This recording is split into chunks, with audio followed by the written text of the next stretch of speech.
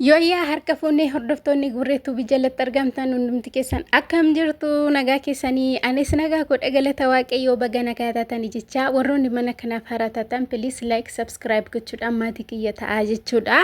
Egaa akkuma beekamu guyyaa kaleessaa Abrishii badee akka ture guyyaa engaddaa mana Hermeellaa akka deemee ijoolleen lama akka geessan dubbatamee ture. Haa ta'u malee guyyaa kaleessaa Ruttiyyeeni abidda uffattee abidda buustee jechuudha. Innaa akkuma beekamu viidiyoo iddoo lamatti gadhiisanii mana eeffaatti gadhiisanii turanii akkasumas immoo darbee mana isheetti mana Ruuttaattis mana Buziyyee gaafa deeman gadhiisanii turanii jechuudha. Viidiyoo sana keessatti maaliin taazabee beektu Buzeenii afaanuma baastee Ruuttaa fi Abrish akka tokko ta'uu hin dandeenye dubbattee jechuudha. Baay'ee nama iba dhugaa rabbi kana. Anan baay'ee na aarsite jaartittiin jechuudha. Maal isheen gudda salphoon kun dhugaa rabbi kana. Akkamittiin abbaa manaa fi haadha manaa nama mucaa qabu gidduu galtee hin ta'u jetti. Abbaa manaa kee kana booddee siif hin ta'u Hermeellaaf malee akkamitti jetti. Dhugaa rabbi na aarsite jechuudha.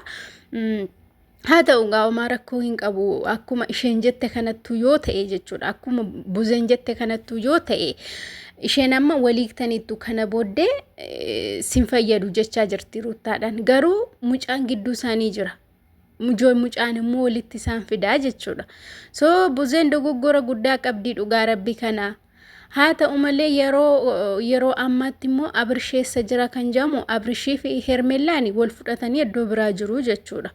Iddoo isaan jiranii namni hamma yoonaatti namni bareen jiru. Haa ta'u malee garuu kaleessa galgala Hermiinii iraatiif nyaachuuf bahanii akka Guraageetti kitifoo sana jechuudha. Akka kana akkasumas immoo aannanii bunicha isa aannaniin dhugamu jechuudha. Maqaa isaa sirriitti hin beeku isa Instagram isheerra Abrahaam wajjiniin irra kaa'attee jirti jechuudha.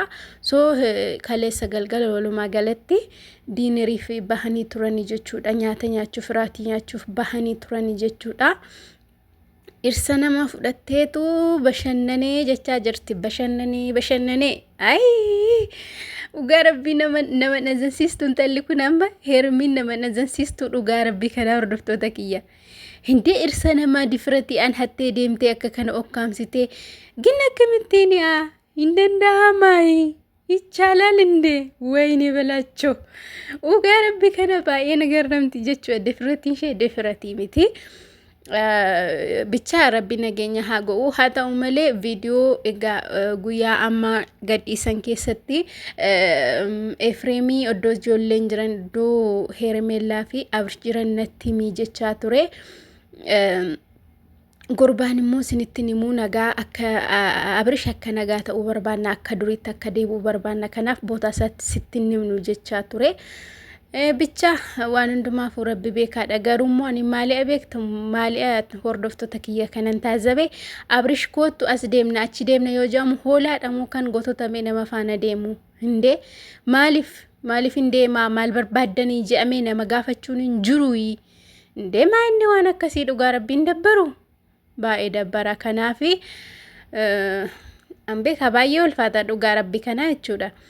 Zimje'eem akkasumatti hin deemuunsaa baay'ee nama dabbara. So waanuma feefiyyuu akkuma isaan gadhiisanitti nuti irratti dubbannaa. Haa ta'u malee garuu kaleessa Ruutiyyeen baay'ee aartee jirti jechuudha. Buzeetti si jechuun ikkoo nama mucaa koo affane'aa jennaan baga jette jechuudha. Buzeen nama garramtu dhugaa rabbi kana bicha. Nama guddoo taatee gaafa akkas gaddeebitee waan akkasii hojjettu baay'ee nama dabbarti.